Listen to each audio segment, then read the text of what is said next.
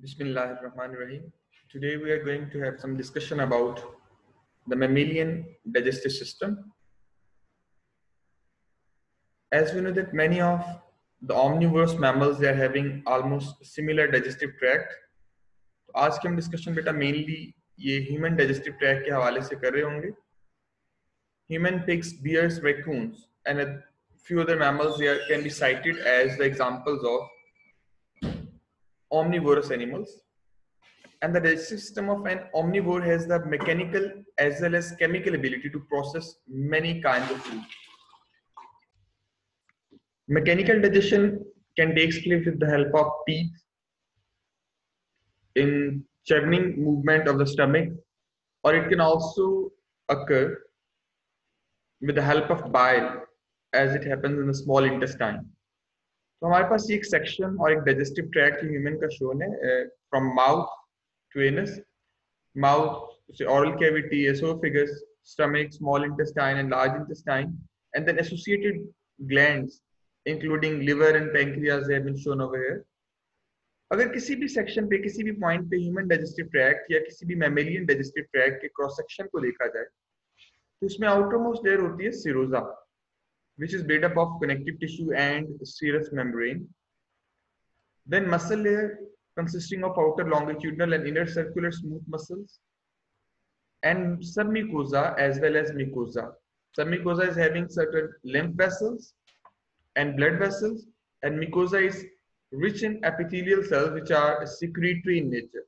Glandular layer जो होगी. Overall ये 7 steps लिखे हुए हैं यहाँ पे आपके सामने ह्यूमन डाइजेस्टिव ट्रैक्ट या मैमेलियन डाइजेस्टिव ट्रैक्ट के हवाले से. सबसे पहले इंजेक्शन होगी, then waves of contraction and relaxation peristalsis के through food को mouth to anus push करेंगी, और certain points पे segmentation activity भी होती है जो food को mix करेगी. Then secretion of certain hormones, enzymes and specific ions or chemicals, it helps in digestion process. And further, with the help of digestion, after digestion of these substances, digested food is absorbed. It is absorbed through small intestine mainly, but other parts of digestive tract, they are also capable of absorbing some ions as well as small amount of water. And the last stage of digestive system will be defecation, that is removal of undigested waste or undigested food from the body through the anus. As with any organ, the function of gastrointestinal tract or digestive tract can be determined by the type of tissue it is having or it is containing. अगर हम mammalian digestive tract की layers देखें, जैसा previous slide में भी हमने observe किया, the outermost layer is serosa, then muscular layer having longitudinal muscles as well as on the inner side circular muscles. फिर बेटा submucosa की बात आती है. Submucosa is rich in nerves and lymph vessels as well as blood vessels. और उसके बाद mucosa, that is digestive in its function. इसमें से secretions जो है वो digestive secretions वो release होंगी. And the cavity is known as lumen, which is present over here throughout digestive tract present होगी. हाँ, stomach में muscles की एक additional layer present होती है, that is oblique muscles, which are specialized for churning movement.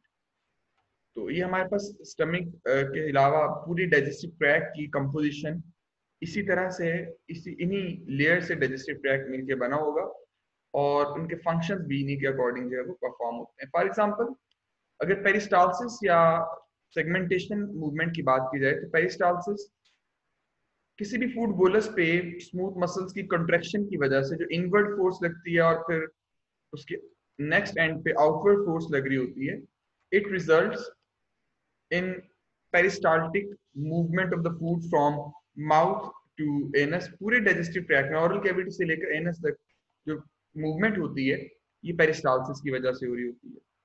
इसके अलावा certain points पे to and fro segmentation movement भी intestine में या कुछ दूसरे parts में होती रहती है, which help in the mixing of food. जो food की mixing में assist करेंगी, help करेंगी. During peristalsis, food advances through the GIT tract with when the rings of circular smooth muscle contract behind it and frontal muscles they relax. And peristalsis is analogous to squeezing ice from a pastry tube. The small and large intestine, they also have rings of smooth muscles, और वो उनके smooth muscles की जो contraction है वो oscillating back and forth movement भी cause करती है at the same place. और जब oscillating movement हो रही होती है to and fro, इसको बेटा हम नाम देते हैं segmentation, and this movement mixes the food with digestive secretions and increases the efficiency of absorption of food. There are two types of muscles which are regulating flow of substances across digestive tract. इनमें से बेटा एक है हमारे पास जिसे हम नाम देते हैं sphincters. They are more common. हम 6 sphincters के हवाले से डिस्कस करेंगे. और एक टाइप है जिसे हम नाम देते हैं valves. What is the difference between valves and sphincters? Just have a look over this sketch. अगर हम देखते हैं कि ये हमारे पास डाइजेस्टिव ट्रैक्ट है, डाइजेस्टिव ट्रैक्ट में किसी एक पॉइंट पे जहां पे मसल कंट्रैक्शन रिलेटिवली ज्यादा होती है as compare to the surrounding tissue, muscle ज्यादा कंट्रैक्टेड नजर आ रहा होता है और वो area most of the time close नजर आ रहा होगा, that is known as sphincter. उसे कहते हैं sphincter. There are 6 sphincters in the digestive tract, और वो एरिया, वो पॉइंट जहां पे कोई muscular extensions, muscular flaps project out करते हैं फ्रॉम अ साइट, उससे हम नाम देते हैं ये है वेल्व. वेल्व में यूजुअली बैकवर्ड फ्लो पॉसिबल नहीं होता. स्फिंक्टर्स में एंटी पेरिस्टालसिस के दौरान सम टाइम दोनों तरह से मूवमेंट हो जाती है, बट यूजुअली स्फिंक्टर्स भी वन वे फ्लो को ही रेगुलेट कर रहे होते हैं. दे ensure one way movement mostly. Here in this diagram, you can see the presence of valve as well as sphincter. Ileum जहां पे कॉलन के अंदर एंटर हो रही होती है वहां पे एक स्फिंक्टर भी मौजूद होता है और स्फिंक्टर के साथ साथ एक वाल्व भी मौजूद होता है.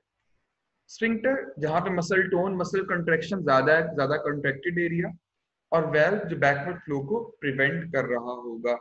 ये हमारे पास स्फिंक्टर और वाल्व दोनों इसमें शोन है.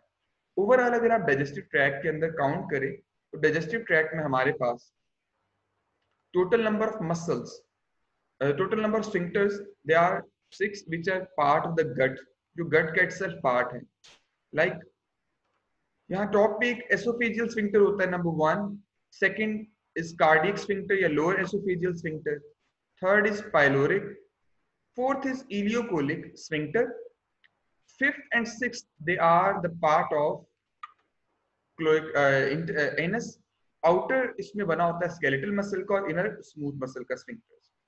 इसके अलावा 2 वेल्व्स का भी यहाँ पे जिक्र आएगा. एक अभी जो आपने देखा इलियोकोलिक वेल्व, इलियम और कोलिक कॉलन के जंक्शन पे, और सेकंड वेल्व यहाँ रेक्टम के अंदर मौजूद होता है.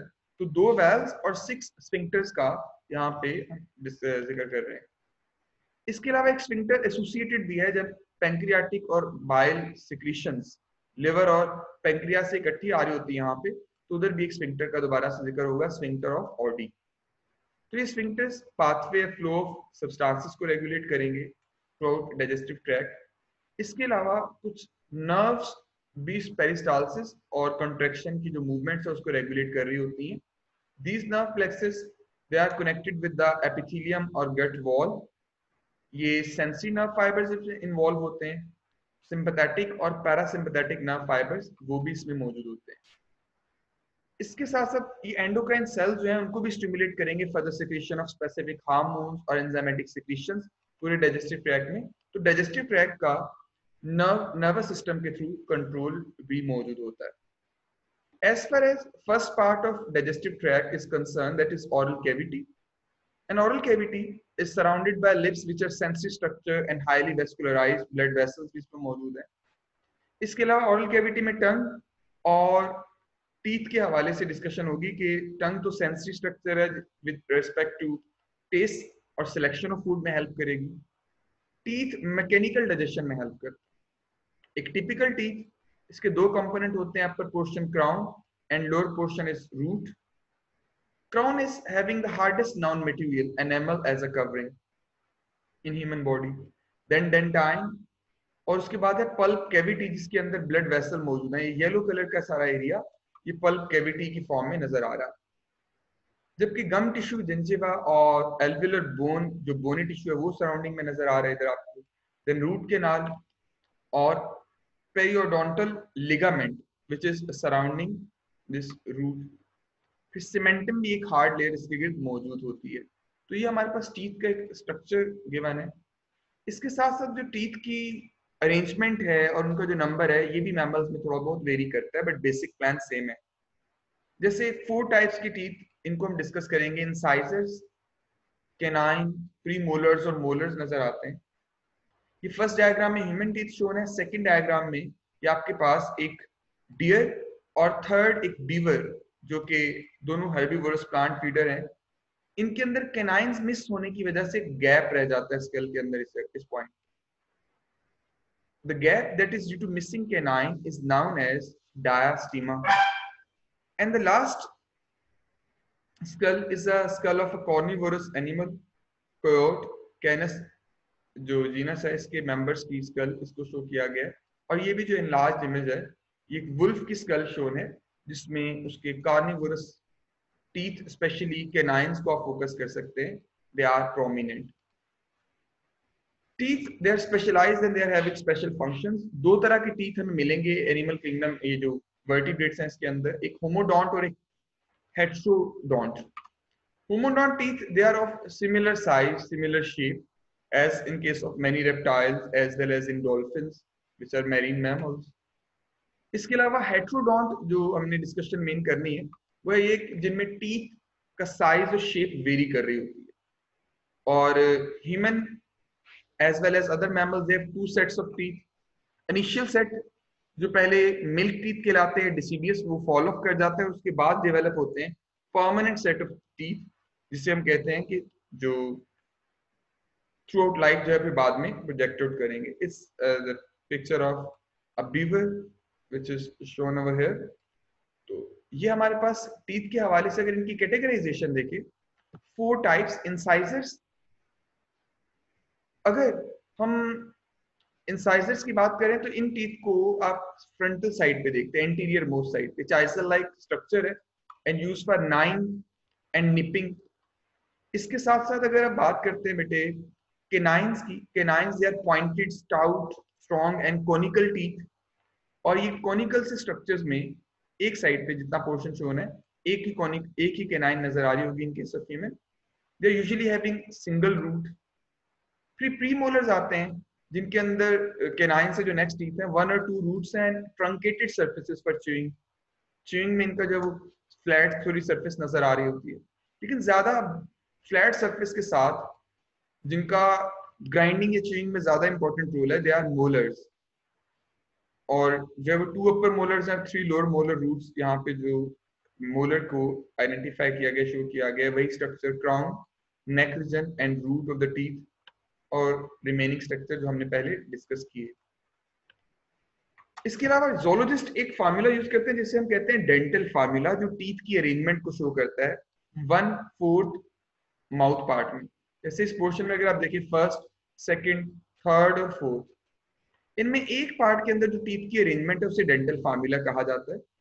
और इसमें लिखा इसी तरह से जाता है कि पहले इंसाइजर, जैसे ह्यूमन के केस में जो ह्यूमन का डेंटल फार्मूला है ये 2 1 2 3, that means 2 incisors in 1/4 part, totally 8 होंगे। 1 canine in 1/4 part, totally 4। 2 premolars and totally 8 premolars। 3 molars और totally 12 molars। बीवर के अंदर canines मिसिंग है और मिसिंग canine ये 0 से डिनोट किए हुए हैं। बाकी वही incisors, premolars और molars की जो अरेंजमेंट है उसको डेंटल फार्मूला में बीवर में भी शो किया गया है। फिर इसके अलावा ओरल कैविटी में जो अपर पार्ट होता है बेटा, the upper part is known as palate. Palate के 2 रीजन है, सॉफ्ट एंड हार्ड। जो सॉफ्ट पैलेट है इसकी प्रोजेक्शन को हम एक नाम देते हैं, दैट इज यूवियोला। और ये यूवियोला नेजल ओपनिंग को कवर करती है ड्यूरिंग स्वेलिंग प्रोसेस। और इसके अलावा ये ओरोफेरिंक्स रीजन शोन है, tonsils on the side, lymphoid masses जहां पे मौजूद होंगे, और ये सारे के सारा बाकी ओरल कैविटी का स्ट्रक्चर यहाँ पे आपको नजर आ रहा है।